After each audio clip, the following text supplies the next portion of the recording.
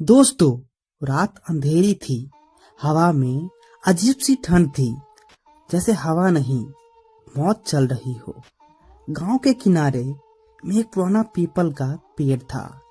लोग कहते थे कि उस पर छलावा रहता है, एक ऐसी शक्ति जो इंसान का रूप लेकर उसी की आवाज में उसे पुकारती है, और जो भी उसकी पुकार का जवाब दे देता है वो कभी घर वापस नहीं आता। आज की कहानी शुरू होती है उसी रात से, जब कोई अंधेरे में मुस्कुराकर अपना नया शिकार ढूंढ रहा हो। अर्जुन 12 साल बाद शहर से अपने गांव आया।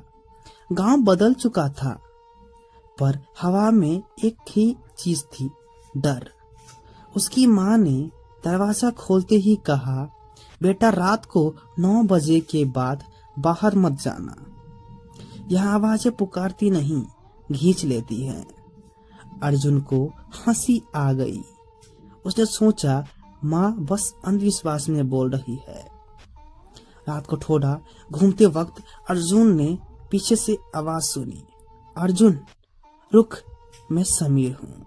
समीर उसके बचपन का दोस्त था, लेकिन समीर तो 6 साल पहले गांव छोड़ चुका था। अर्जुन ने पलटकर देखा, कोई नहीं, सिर्फ पेड़ की परछाई थी। अर्जुन का दिल तेज धड़कने लगा। वो तुरंत घर लौट गया।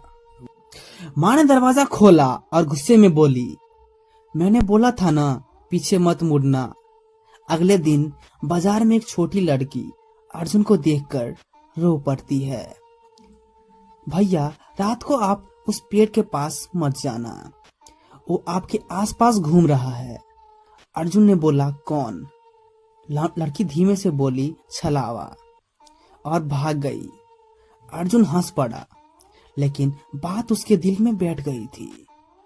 उस रात अर्जुन ने पुराने मंदिर तक जाने का सोचा।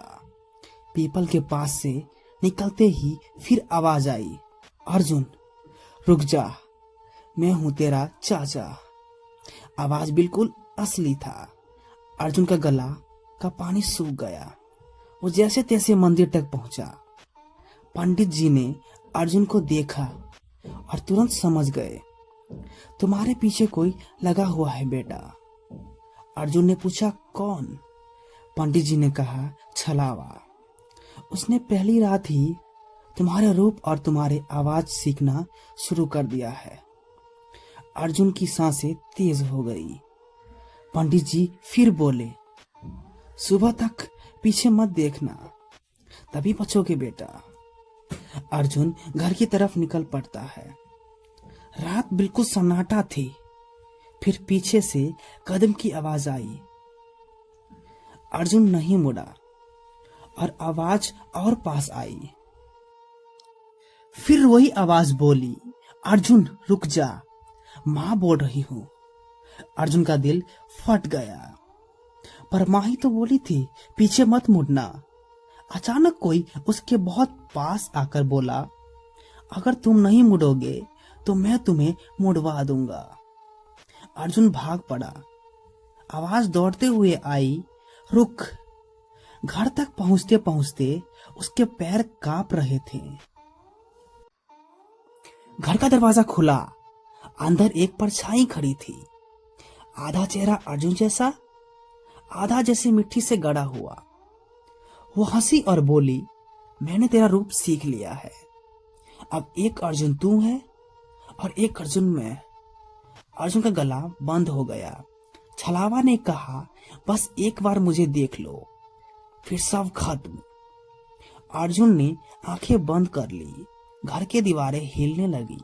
फिर एकदम से सब चुप। सुबह गांव वाले आए। घर टूट फूट चुका था, पर अर्जुन गायब हो चुका था। बस एक आवाज आ रही थी, अर्जुन की आवाज, माँ दरवाजा खोलो, मैं अर्जुन हूँ। माँ टूट गई, पर दरवाजा नहीं खुला। गांव समझ गया अर्जुन को छलावा ले गया। तब से पीपल के पास रोज सुबह एक आवाज गूंजती है, भाई एक बार इधर देख लो। और गांव में एक नया नियम बन गया, रात को कोई पुकारे, चाहे आवाज अपने जैसा ही क्यों ना हो, कभी पीछे मत मुड़ना, वरना शायद तुम भी कभी वापस ना आ पाओ। तो दोस्तों, और ये थी वो रात जिसके बारे में कोई बात करना नहीं चाहता। लेकिन एक बात याद रखना, डर सिर्फ कहानियों में ही नहीं होता, कभी कभी डर तुम्हारे बिल्कुल पीछे खड़ा होता है। अगर इस कहानी ने तुम्हें जरा सा भी बेचैन किया हो तो सोचना, असली सच क्या होगा जब रोशनी बंद होगी और तुम अकेले होगे। मैं अर्जुन की कहानी यहीं समाप्त करता हूँ, लेकिन याद रखना, कुछ दरवाजे बंद करने से भी बंद नहीं होते हैं दोस्तों।